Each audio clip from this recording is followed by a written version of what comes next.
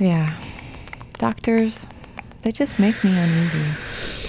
It's the fact that I need someone else to interpret my body for me. A territory that belongs so intimately to me. I mean, after living in a place, you should really know it. Like the way you know your childhood home. I mean, I suppose there could always be a secret space you never noticed, but that other people know about. A cellar, maybe a funny little door above your head, or just a forlorn corner. Yeah, everyone knows it. The architects know your childhood home. So does the County Historical Society. Even the thousands of ants that traced your sticky trails of popsicle drippings, they have their way of knowing it too. They all know it. It's just a different way of knowing. And I dare say, even the earthworms know it, if only to brush up against it a time or two. I draw with people in the hospital waiting rooms. I met Scott the other day. He said he's been coming here for 18 years. Can't be more than 25 or 26 years old. He has Crohn's disease, and he describes to me that Crohn's is a chronic condition of the digestive tract, the large intestine to be precise. The doctors, well, all they can do is chase the disease. They hunt out the bad parts, clear it away, and then they stitch them back up.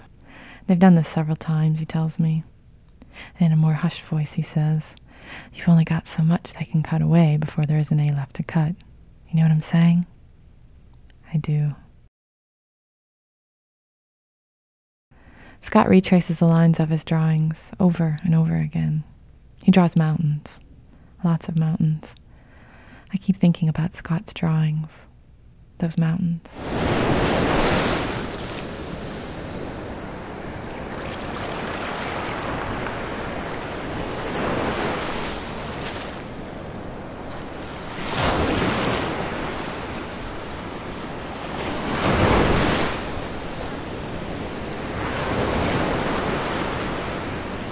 I read about sailing stones on the internet. There are these rocks that move themselves across the desert. But no one's actually seen them moving. So geologists started a stone movement monitoring program, and they named all the stones. I found Karen, a 700-pound block of dolomite. I'm a little frightened, though, to think that such a hefty rock could move itself. But fortunately, not surprisingly, Karen didn't move during the geologist studies.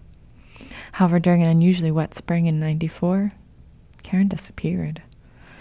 They eventually found her, miles away. Removal by a human or truck seemed unlikely, since the only tracks out on the salt flat were the telltale marks of the sailing stone.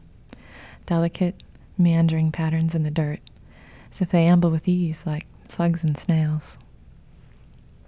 But I can't seem to find much more information about them than this.